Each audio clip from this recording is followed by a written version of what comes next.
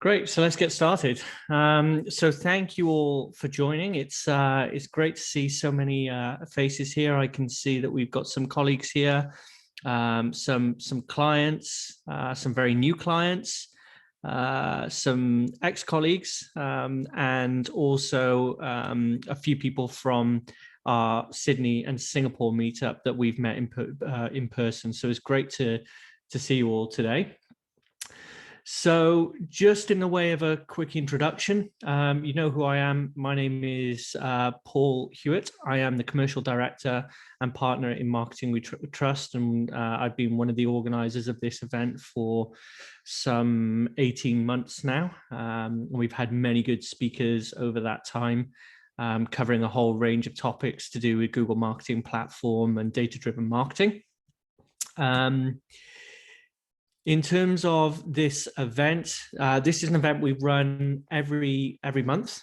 Some months we do two, and what we tend to do is when we're in normal times, pre-COVID times, we were doing an in-person event at our office, as well as doing an event online for our Sydney chapter. This event is all about sharing knowledge on data-driven digital marketing. So the things that we're here to do is to share digital marketing expertise, and that's whether it's us or whether it's someone within our team or our network, and it's covering a whole range of topics from Google Analytics, tag management, conversion rate optimization, data warehousing, SEO, paid search. So the last one we did was on cookies. And then we're also trying to build a community. So we've got a great community in place now of, I think there's over 1,000 in total across that have signed up to this particular event across our meetup community. So obviously not 1,000 join every time, but the community is engaged and we share news on a regular basis. So In Marketing We Trust is the sponsor of this event. A selfless plug here. When we're in the office doing this to our Sydney-based office, or when we've done it in Singapore, we obviously put up the event and we supply food and drinks, but we're not able to do that in this instance when it's a digital event, unfortunately. And so as the sponsor, we get the privilege of just giving ourselves a quick name check and introduction. So In Marketing We Trust, we are an enterprise digital marketing company. So we work across three main pillars, which is measurement. So we do everything from data layer, tag management, analytics, and data visualization, through to helping companies grow. So we do that through enterprise SEO, tech SEO, search ads, display ads, video ads, and then conversion rate optimization. So helping our customers really make the most of the traffic they've got to get better results. So those are the three things that we do, and we do it for a range of customers, all the way from large enterprise companies like Expedia, Gumtree, we work with Salesforce and Skyscanner, all the way down to local businesses. So in terms of speakers, we're always looking for more speakers. So I'd like to put an open invite out there. If any of you have got a topic you want to speak about, or if you've seen a great speaker that you think we'd be interested in, please let me know. You can either do that in the chat box during this meeting, or feel free to email me. You should all have my email address, as I've been contacting you prior to this event. So if you've got any speakers that you want to hear from, or topics that you want to hear from our experts on, please let me know and we will get that arranged. And then finally, one more plug, I should say, is that Google results, we like them. And as you can imagine, these events, they take a bit of organizing for our marketing team to get together, and Ben has put a great amount of effort into this presentation for you. So Kirsty will be sending a link out after the meeting to give us a Google review. So please take a moment just to give us as many stars as you like. 5 is our preference, and then just some kind words so Google knows you're not a bot. That would be greatly appreciated. So today I'm going to hand over to my colleague, Ben. Ben is our head of analytics. He's I'm going to let him introduce himself, but just as a way of a quick introduction, he is a complete tag manager and Google Analytics geek. And he's been spending quite a lot of time on those tools for several years now, and he works with most of our customers to set up their tag manager and their analytics solutions, and also their data studio solutions. So he's going to give us a great talk today on getting started with Google Analytics. So over to you, Ben. Oh, actually, sorry, one more thing. Before Ben gets started, if you do have questions, rather than asking as we go, there's a chat box available in your Zoom interface. Please put all of your questions in that in the chat box, and we'll get to those at the end of the presentation. So over to you, Ben.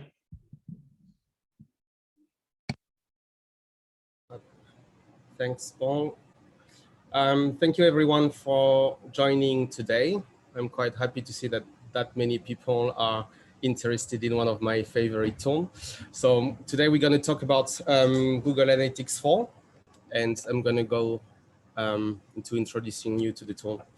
Now, a bit of introduction about myself. As you can hear, I'm French, but I'm living in Vietnam. So it's been about 10 years that I'm living in Vietnam, and I have an engineer background. So I worked for a couple of years as a software engineer and then a research engineer here in Hanoi. Like Paul was saying, I'm all about Google Analytics and Tag Manager and in general data. And I've been working for 6 years for In Marketing We Trust. It's actually my anniversary this week. So what a better way of doing my anniversary than presenting to you about the tool I like the most. Now, if you have questions, like Paul was saying, just put in the chat box. But then I put also here my contact details. So if you have any question after that presentation, just feel free to contact me or anyone here from the team. So in today's agenda, what we're going to cover, I'm going to start with a quick introduction of what is GA4, where it's coming from, a bit of history. Then I'm going to cover what's new and what's different. So I'm going to compare GA4 to Universal Analytics, which is the previous version of Google Analytics. So during the whole presentation, I will always put the two tools in comparison. So Universal Analytics in comparison to Google Analytics 4. Then we're going to go through the interface because the new interface is quite different from what you are used to. So we're going to go there, review some of the reports, go into the Analytics Hub so I can show you on how to explore the data. And then the last thing would be what's next. So what you have to action as a company, how you could do your own tagging, for instance. And then we'll have some time for the questions. So let's start with the what's GA4. So I would start by saying that GA4 is not just the upgrade to Universal Analytics. It's an entirely new version and redesign of the tool. It's a complete new generation of like analytics, and it's going to change drastically the way you report on things. Now, the particularity of GA4 is the unified tracking between apps and web. So the bit of history, so you understand on where GA4 is coming from. So you have at the top the analytics history. So it's been a couple of years that Google Analytics is existing. We started with classic analytics. Then 2012, that's where they released Universal Analytics, which is the version that everyone here know and use. And you had the SDK, so to implement the tracking on apps. And then 2016, that's where Google started to work with Firebase Analytics. Firebase Analytics was dedicated to app tracking and app measurement. And they made, the year after, they made available all the reports from Firebase Analytics within the Google Analytics interface. And that's where they started switching things. And 2019, that's where they launched the App plus Web property, which was renamed into Google Analytics 4. And why I'm showing those two timelines of Google Analytics and Firebase Analytics is because Google Analytics 4 is the new version of Firebase Analytics that supports web, rather than Google Analytics 4 is the new version of Universal Analytics. Everything you see, from the data model to the user interface to the report, is coming from Firebase Analytics, from apps tracking. So for anyone here that has been working with Firebase Analytics, it will be very easy for you to go from Firebase Analytics to Google Analytics 4, where the journey from Universal Analytics to GA4 is a bit more challenging. And we're going to go through that today. So the way Google introduced the tool, so 2 years ago during the summit at San Francisco, that's how they presented the tool. GA4 is for unified tracking for app and web. So that's the way you have to think. This is how you can get in one single place all the measurements for your apps and your website. Now you can use GA4 just for websites. You can use GA4 for only apps, but where it starts to be powerful and interesting, it's when you have both web and app, because then you will be able to see what people are doing on your apps and your web, and Google Analytics 4 will be able to join and aggregate the data. Now, this is how it's going to work. So you will have like streams that going to send information to Google Analytics. I'm not going to go too much into the detail, but just for you to understand that you will have both websites and mobile sending to Google Analytics, but the way you will have to implement things will be quite different. So for the mobile apps, you will still have to use Firebase Analytics and implement using the SDK of Firebase Analytics, where for the web, it will be a bit more like Universal Analytics at the moment with data layers and tag manager. Now, how Google is presenting GA4 and the 4 benefits, that's how the Google team is showcasing on how powerful Google Analytics 4 can be. So the first thing is the scalability. So from a session-based tool with sample data, you will have unsampled data. So now you have access to all the data, and that's for all the platforms that you have for apps and web. So the scalability of it is one of the main benefits. The second one, and I think everyone here has heard about the user privacy. So that's the big thing for the last couple of years, the cookie tracking prevention, the user privacy. So they put that first. And now you have a lot of things that you can configure directly within the interface. So based on the region of your users, you can apply different rules within Google Analytics 4. And you have also different ways of identifying the users that will respect the user privacy. Then there is this new component of intelligent business prediction, and I'm going to go into those new metrics that appear in GA4.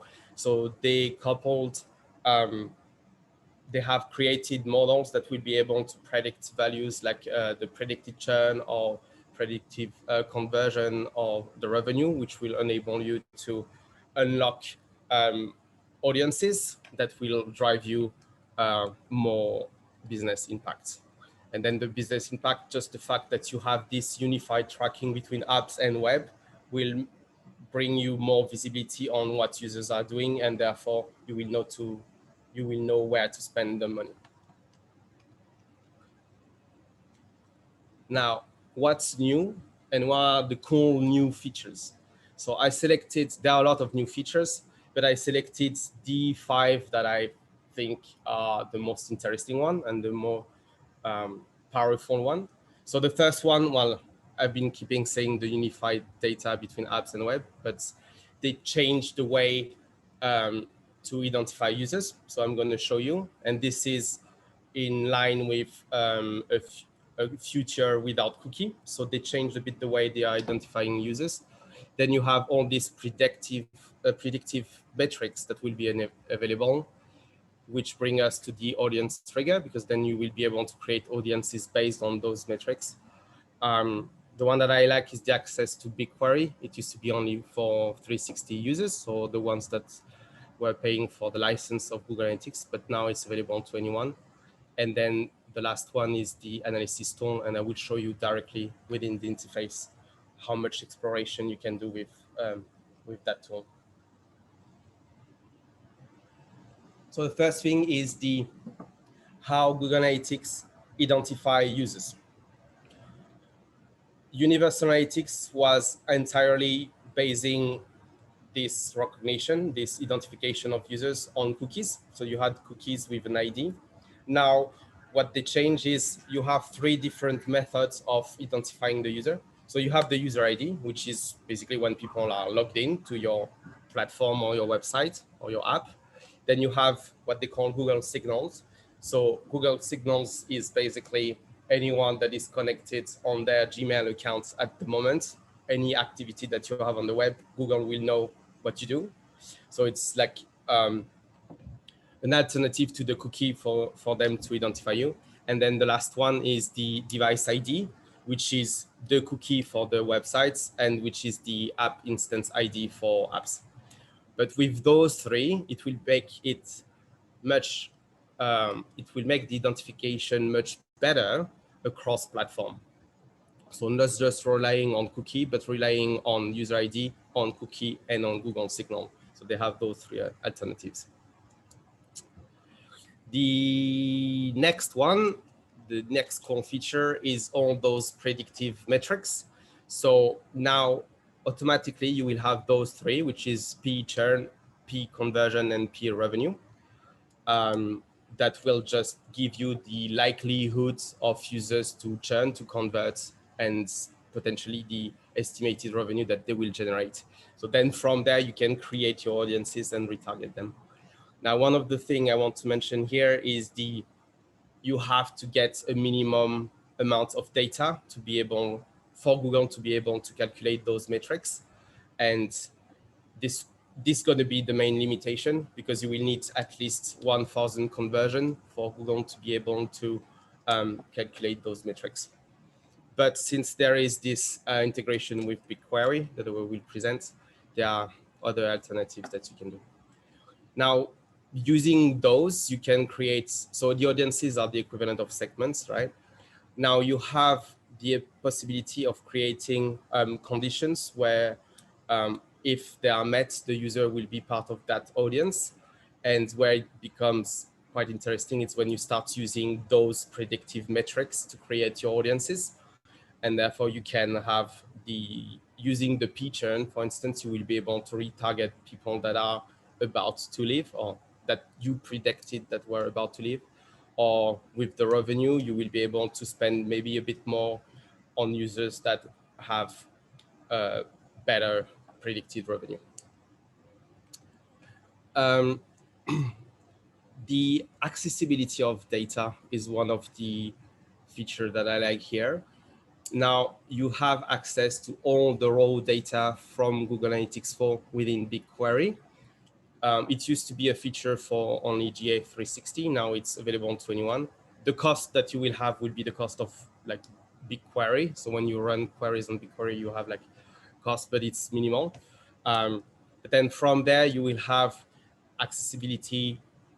It's just reopen a whole new world because you will be able to join data with other data sets, and you will be also able to use all those Google Cloud products. And I just wanted to show you one of the solutions that you could implement, which will be the alternative if you can't have those predictive metrics working in GA4, which is basically all the data from Google Analytics will be automatically exported in BigQuery. So once you have all the data there, that's where you can join the data with other first-party data that you have that can come from your CRM or for other user attributes or additional information about the transactions. And then from there, you will be able to create your own model, so train your model. And where it's more interesting than using the one from Google is that you will be able to play and choose the criteria that you want your model to be trained on. One of the feedback that the product team had during the summit for those predictive metrics was the fact that we had no power on changing the model that Google is doing. and therefore we don't really know on how those predicted values are. But since we have access to the raw data, we can still do it. And then once you have your model created, you can re-inject all the information back to GA, which will give you the score to every leads that you have, the likelihood of those leads to convert, and then you can use those as remarketing lists either in Google Ads or Display Video 360 or any tools where you have this integration. So you can have the full loop since you have access to the raw data from Google Analytics 4, which is the combination of your data for web and app. It just releases a lot of like limited things that you can do with your data, which I like. And then the last cool feature that I selected is the Analysis Hub. So for users that were Universal Analytics with 360, so paying the license, you already had access to that tool.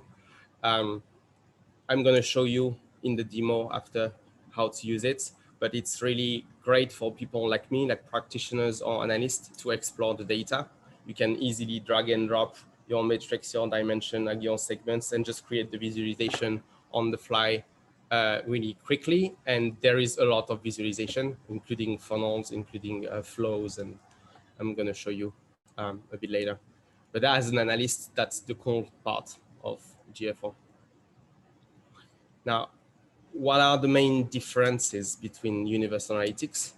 And I'm going to not go too much into the detail of everything, but I'm going to just emphasize on the most important differences. So the first one that I sort of already covered with the user notification is the fact that now Google Analytics 4 has 3 different methods to identify users. So it makes it a bit cookie. It's the cookie-less solution that they are talking about. It's the fact that they have 2 other methods to identify the users, which are the user ID and the Google signal, where we used to rely a lot on the cookie or on the fact that your user was logged in. So in terms of aggregation of the data, I think we'll have better results in GA4 than we had in Universal Analytics. Then the second big change is the actual architecture. So you used to have account, property, and view. And the view level was your reporting view. That's where you could apply the filters that you wanted. So for instance, if you had a website and your main website and the blog as a subdomain, you could have one view for your site, one view for your blog, and one view with the 2 of them. Now they removed that level. So you have only property, which means that you can't filter data for your own need unless you create custom reporting. And that's to me, one of the biggest challenge for anyone that wants to go in GA4 is the lack of building things that you have. You will have to think custom. You have to spend a lot of time, invest a lot of time on configuring the right report, on creating your own custom report, on cleaning the data if you want to apply filters using the BigQuery data or in other tools like Data Studio, you can prepare the data. But there is this lack of built-in things in GA4 compared to Universal Analytics. And just to show you casing what I was just saying is just the amount of reports. Universal Analytics, you had about 80, a bit more than 80 built-in reports, which you could navigate and find all the information you wanted. Now in Google Analytics 4, today, I think we have 22 reports, which is 4 times less than what you had in Universal Analytics, which ultimately means that you will have to create a lot of the reports, even the basic reports, the ones that you think are basics in Universal Analytics, you will have to recreate the equivalents in GA4 properties, which means that it will also require the team that is using GA4 to have a bit more knowledge and understanding of the data model, of the dimensions that exist on the metrics, so they are able to create those custom reports. So it's sort of shifting you could do and have everything in built-in reports, and you were just like going from one report to the other to, I will need to have an analytics mind when I go in there and create my own reports and explore by myself the data. So the data model is a bit different because we go from Universal Analytics was session-centric, and now GA4 is user-centric. So we are closer to a CDP than we are from basic session-centric, which means that we removed one of the scope, one of the level we used to have. We have user, session, and hit. Now we have everything is an event and associated to a user. So a page view is an event, a purchase is an event. You have to think event. And this is coming from the fact that we are talking app tracking. This is Firebase. This is the data model from Firebase. So everything becomes an event. Everything is about users. Now, a quick one, because while conversions and goals are always something that you need to have set up. They just changed the terminology, but the only thing to know here is the amount of conversions that you can have in GA4 is a bit higher than Universal Analytics, because now you can have 30 conversions per property. And the way you will configure it is based on the events that you have. You will be just able to tick or untick whatever events you want to consider as a conversion. In Universal Analytics, you had a bit more of configuration. It was a bit more, you could have destination goals, you could have event goals, you could have a number of pages goals. So you had a bit more room for tracking and configuring exactly what you wanted as a conversion, where for GA4 property, you will have to think event. You will have to create the event, which is when people are seeing a thank you page, for instance. By default, you won't be able to trigger that as a goal unless you define the event, which is when my user is doing that.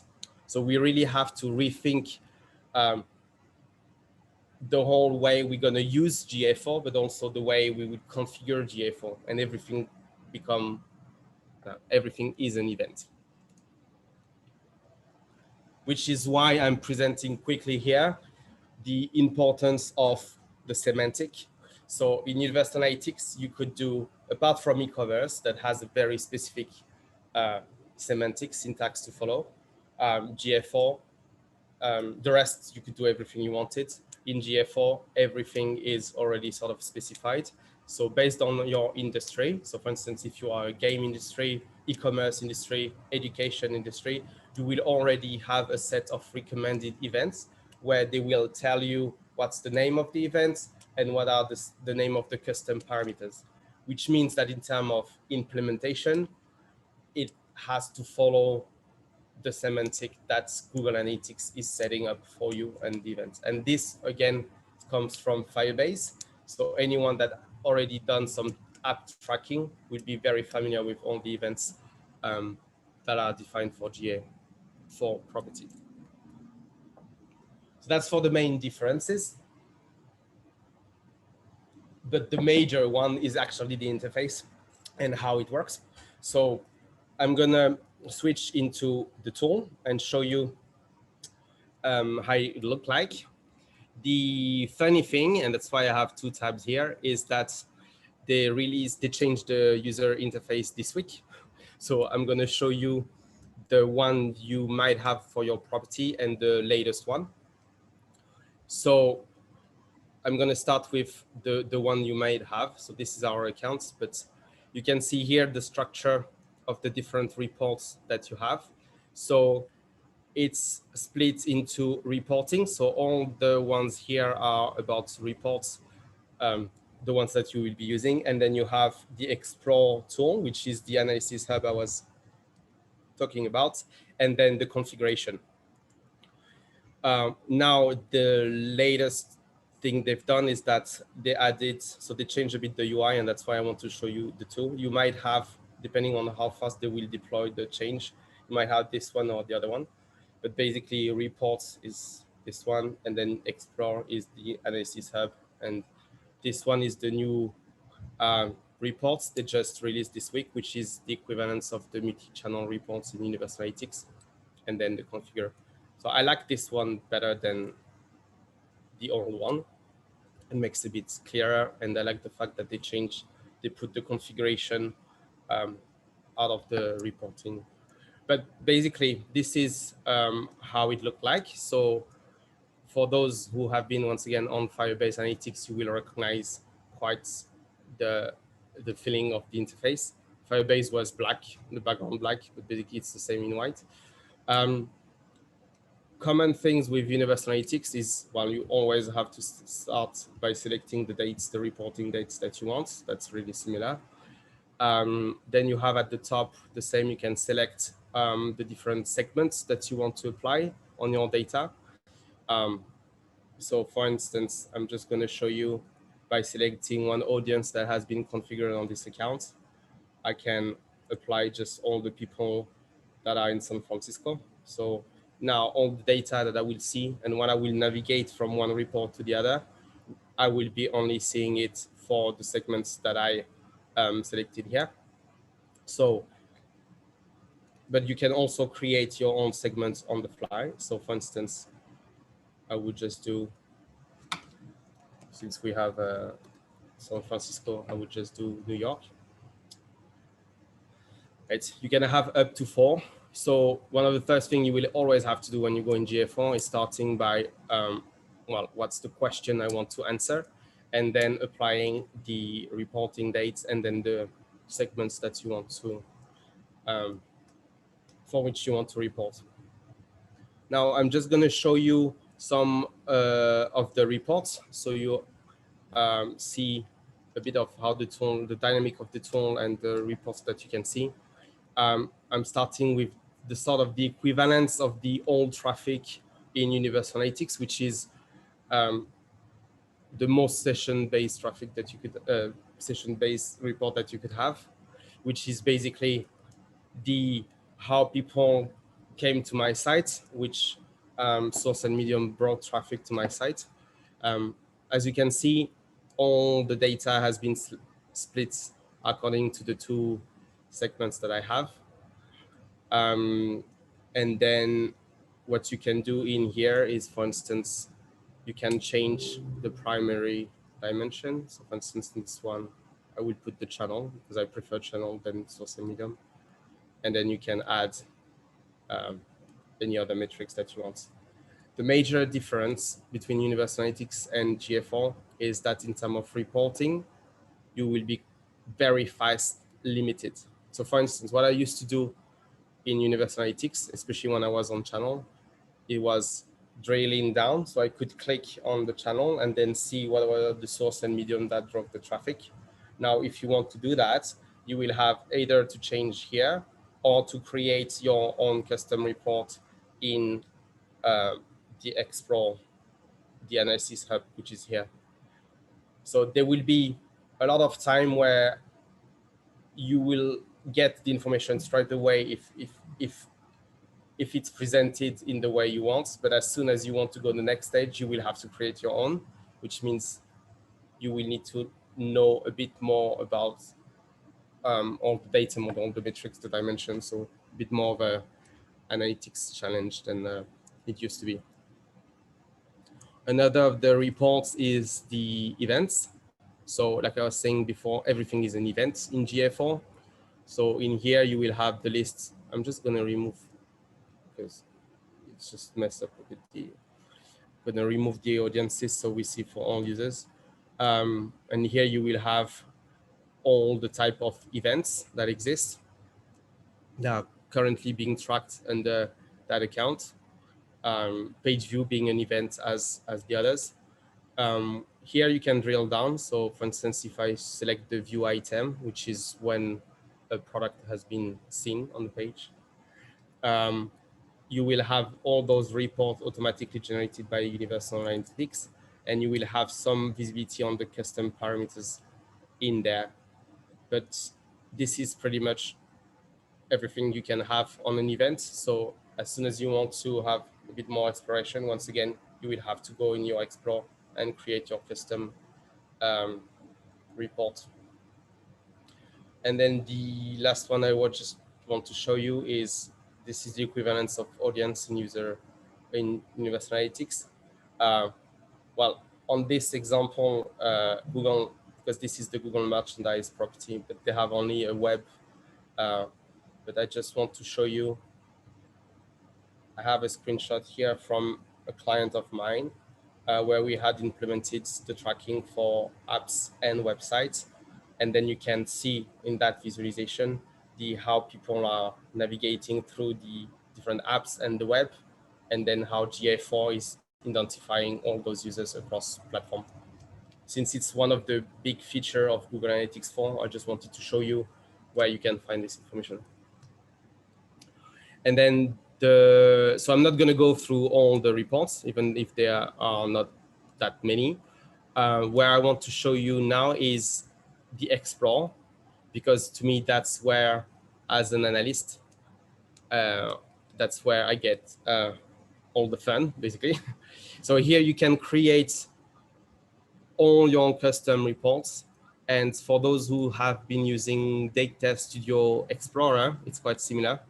You can just drag and drop the different things. So I'm going to just show you from scratch, but you can see here, you have different templates that exist. And I'm just going to show you a few of them. So you see on how easy and fast it is for you to create your own custom reports. Here you can see this is all the custom reports that have been built and available on this account.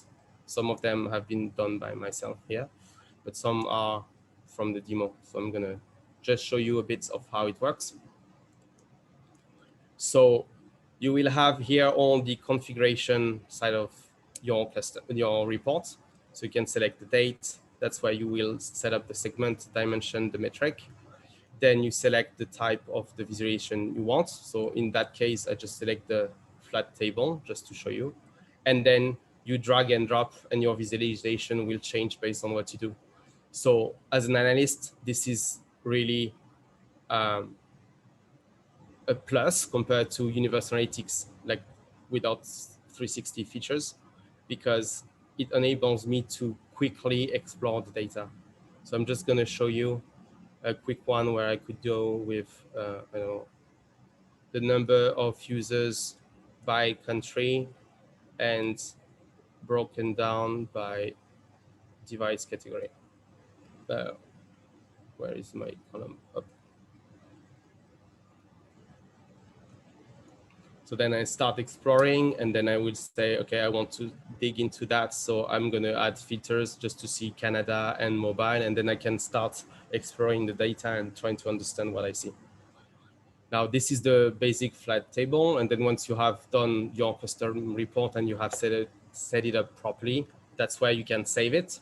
So at the account level, and then share with other people within your team. But I just want you to show, for instance, the equivalence of what I've done, but in a pie chart, which is, so this is my users broken down by country. But now I want to see and compare the mobile traffic with the desktop. So I don't have the segment, so we just need to create it. So that's where I was saying, like, you will need to understand how it works, so you will be able to find the different dimensions and metrics. That's why it becomes a bit harder than it used to be in Universal Analytics. But for practitioners, people like me, it's very easy. I didn't name it properly, but this is my desktop segment, and then you can have like comparison like this. Then you can have multiple tabs. So I think there are like up to 10 tabs.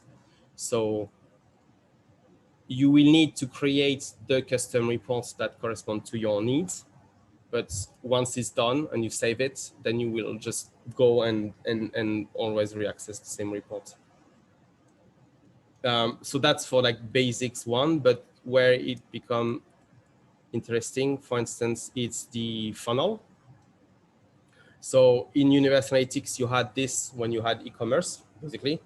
But the extent of what is great with GA4 is that you will be able to create the funnel that you want with the steps that you want. Since everything is an event, then you will be able to set up your funnel with whatever event you want. So you could have a page view and then a particular interaction, and you have, I don't know how many steps, but I think it's like 5 or 6 steps that you could have. So that's one of the cool one where you can create your own funnel.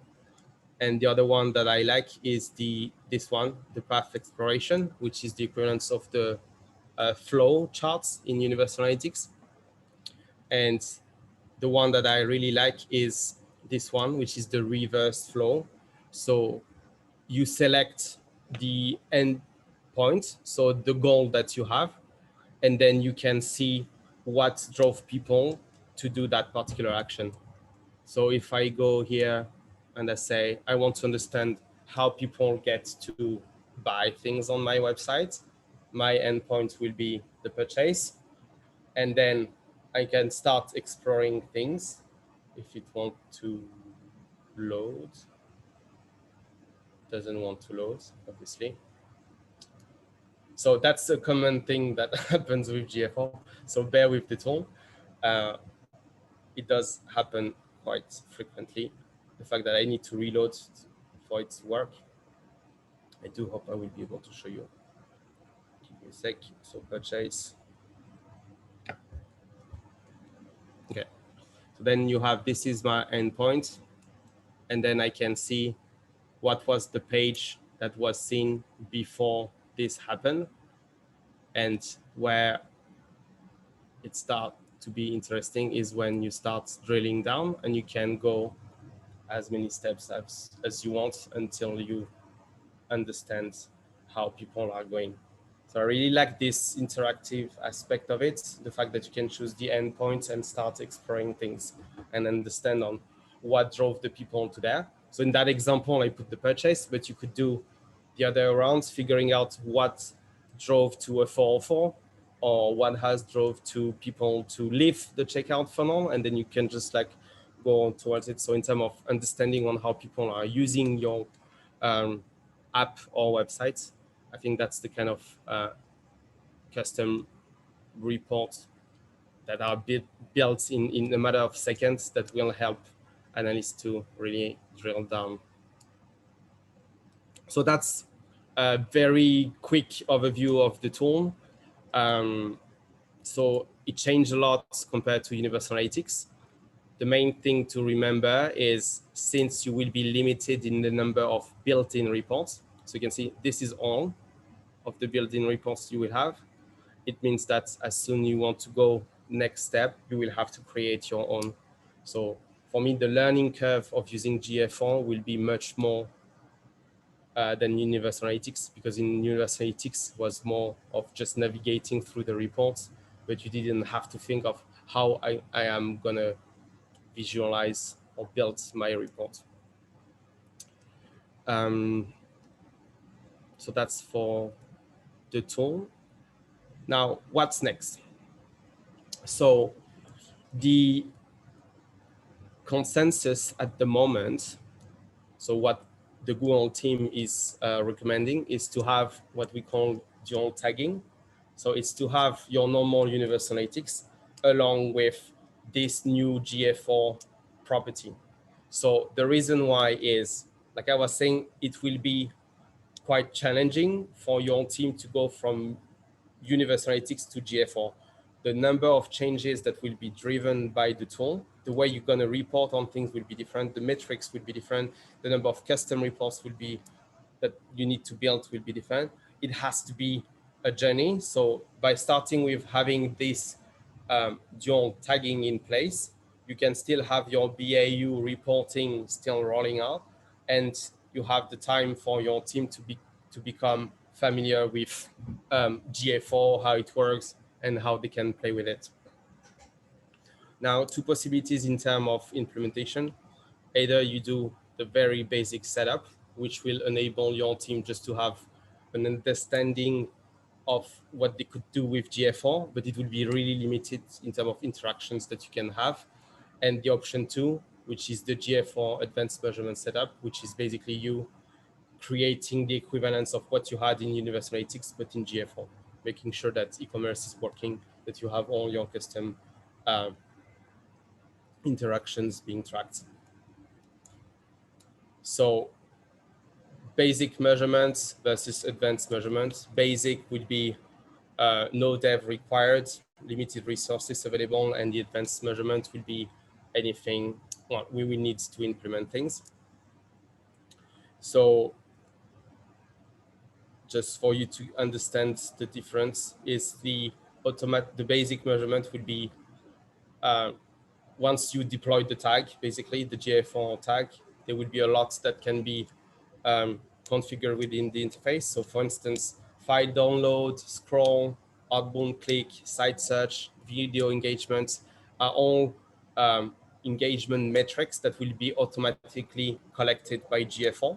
So just by setting the GA4 tag in parallel of what you already have for Universal Analytics, you will be already able to see quite a lot, but limited to those.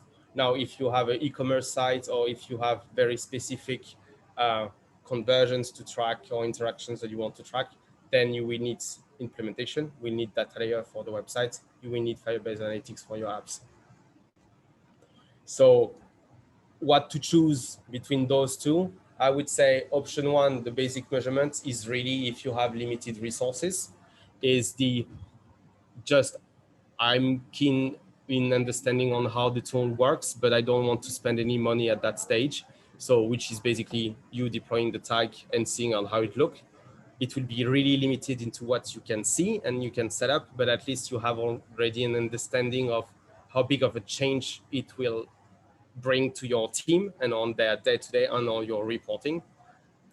And then the option two, which is the advanced measurements, which is basically a full cycle, like the implementation. So for those who already worked with me, I'm using one of the framework from Google, which is those 5 phases that you will have to go through while assessing your current measurements, assessing your reporting needs, and then start mapping what you have in Universal Analytics and start to create the equivalence in GA4, then create the implementation plan, start the dual tagging, and implement all those recommended and custom events. But in that case, you will need dev resources, especially if you have apps, obviously. There are always alternatives where for the web, we can not implement data layers, but it will still require some dev. And this is just for you to understand a bit more of the key components of the analytics implementation. It's just for your general knowledge, but so you understand on how big of a difference we are talking between option one and option two. Option one is really, you just set up the tag, where option two, we go through the whole setup of your system in GA4.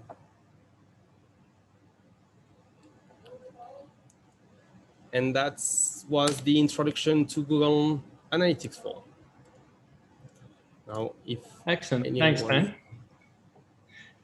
Yeah, so I have got one question here. If other people can queue up some questions, that would be great. But before I ask that one question from the audience, I think one question that I've had from quite a few customers is, obviously you've done a few implementations now for a bunch of different websites and you're using the tool.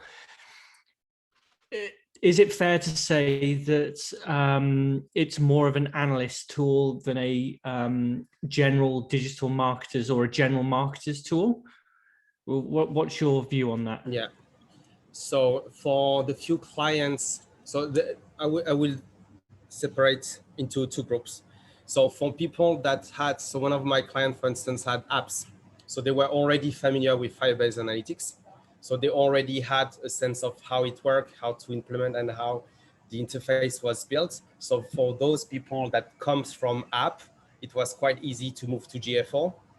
Where for other people, like website only, that used to work only with universal analytics, it's a real challenge because everything is different, the metrics are different, and the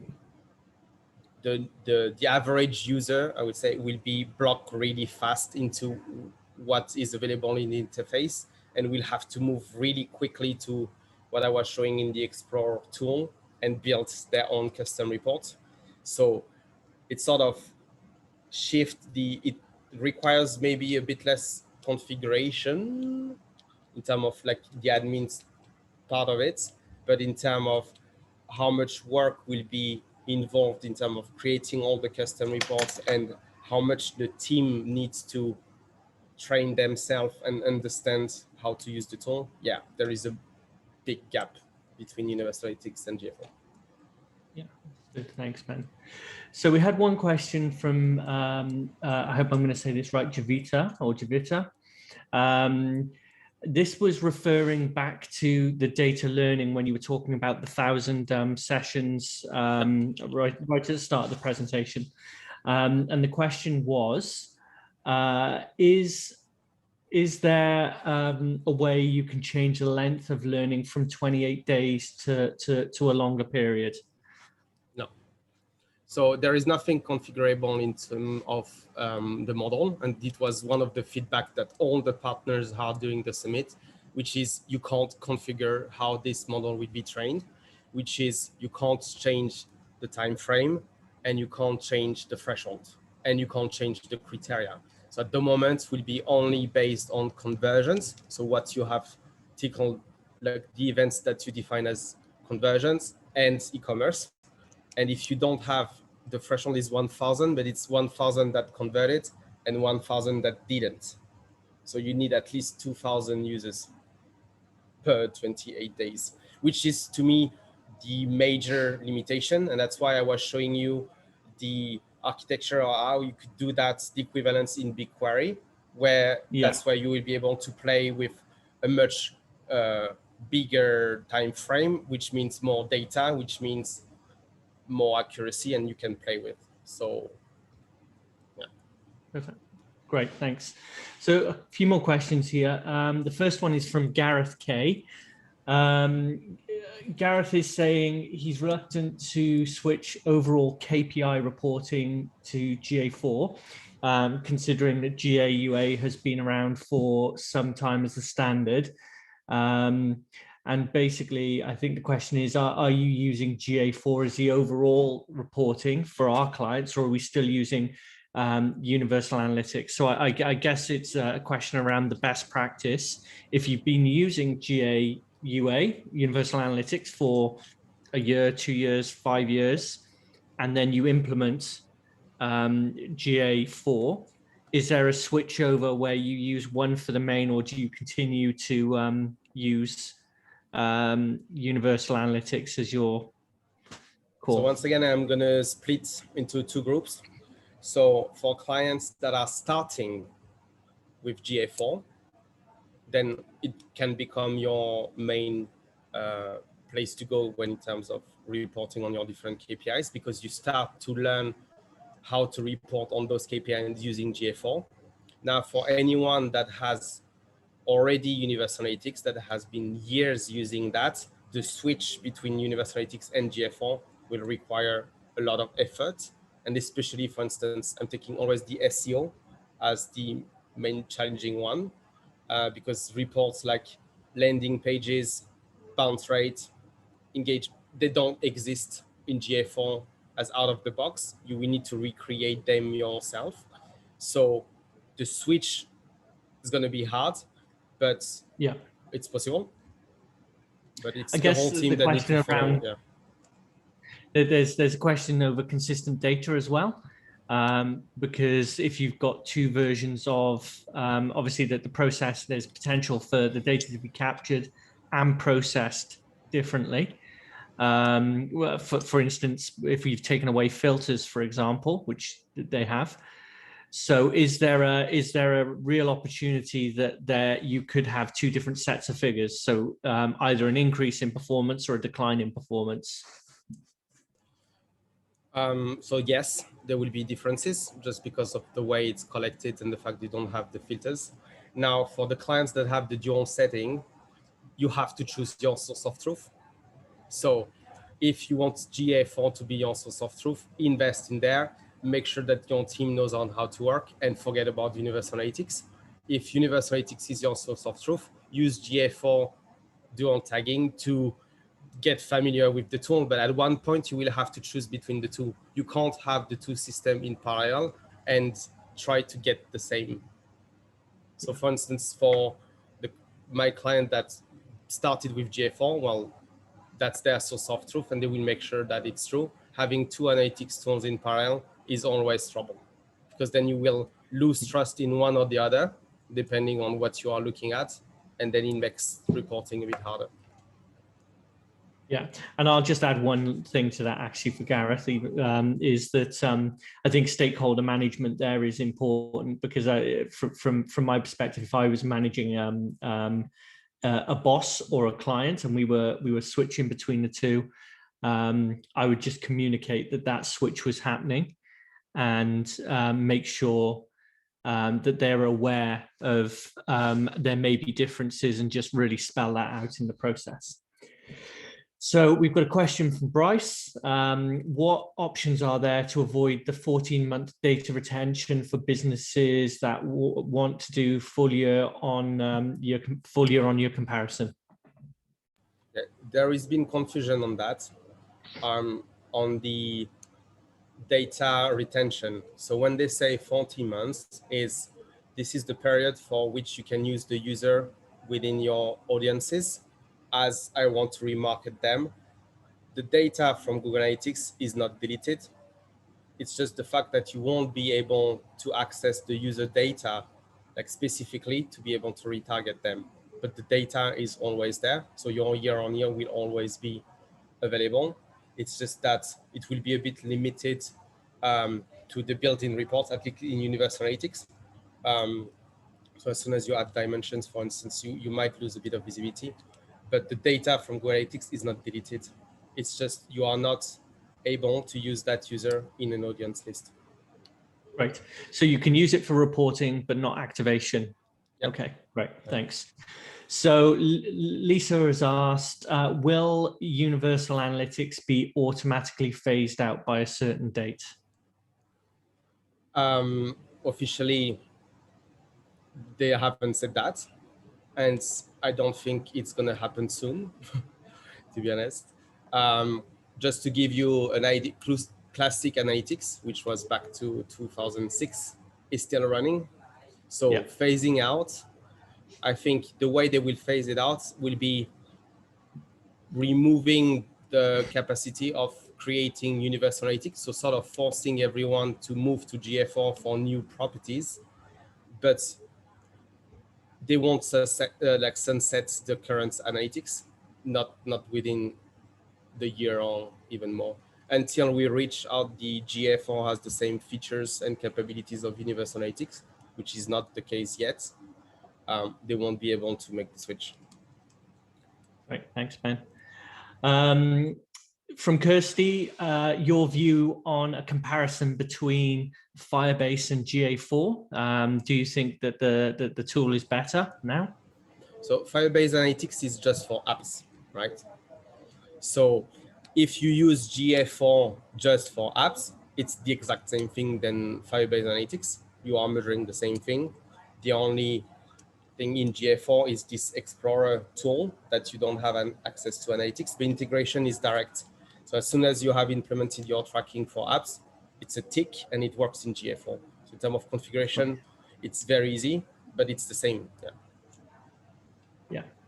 Okay, so one last question here from Tom is about the resources. Are there a lot of quality pre-built resources out there available within the Explorer yet? There are a few that has been shared by Google. So you could see even in the demo accounts, you already have a few reports. And I think it's going to start, like the template's going to start being shared by practitioners. At the moment, it's mainly reports that are missing from the interface, if I can say. So for instance, the funnel that I was showing you, unless you built it, it's not in the interface, the e-commerce funnel. So you have to, so those kind of reports, Google is already providing them because it's sort of a miss within the built-in reports. But yeah, I think it's been only 6 months, right? That's a bit more than 6 months, 8 months that GA4 is out. The more we go, the more we have templates. Excellent.